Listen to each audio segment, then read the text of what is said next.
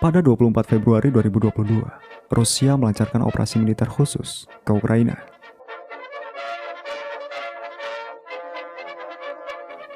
Invasi ini awalnya dinilai banyak orang sebagai sebuah kebodohan dan tidak menguntungkan bagi Rusia. Karena secara otomatis, Rusia sama saja menabuh genderang perang terhadap hegemoni Barat. Dengan penuh percaya diri, Barat melemparkan ribuan sanksi terhadap Rusia, apapun, selama masih berbau Rusia. Namun secara tak terduga, upaya Barat untuk mengisolasi dan mengucilkan Rusia hari ini tampaknya justru menjadi bumerang bagi mereka. Dalam hal ekonomi, Rusia membuktikan telah mempertahankan potensi ekonominya. Tidak hanya membuktikan kemandirian pangan mereka, tetapi bahkan mengekspor biji-bijian dan beberapa jenis produk lainnya. Secara militer, Rusia menjadi jauh lebih kuat. Persenjataan yang awalnya tidak terlalu diharapkan, nyatanya tidak kalah, bahkan jauh lebih unggul dari semua persenjataan Barat. Rusia juga sudah pasti mendapat pengalaman dalam melakukan operasi tempur. Pasukan Rusia menjalani pelatihan tempur dalam kondisi nyata di depan.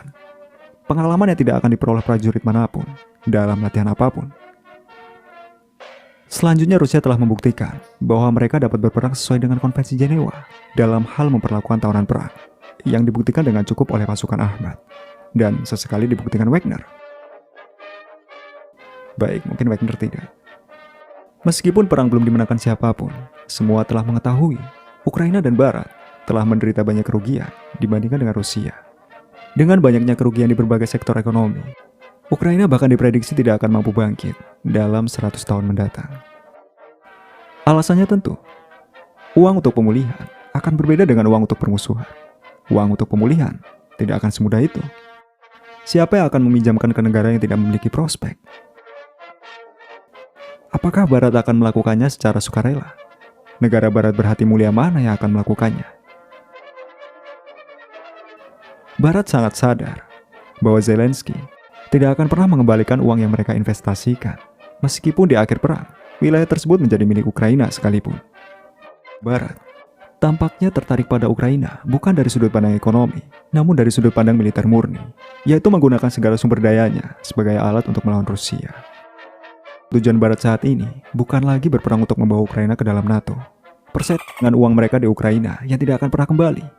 Barat memiliki tujuan yang lebih besar saat ini, yaitu membuat Rusia dan sumber dayanya berada di bawah kaki mereka. Apakah Rusia akan mampu mengatasi potensi ancaman dari NATO jika perang terjadi? Menurut pakar Ukraina, potensi tentara NATO berkekuatan 3,5 juta personil, meski tidak dipungkiri. Mereka masih dapat melakukan mobilisasi dan berjumlah lebih besar.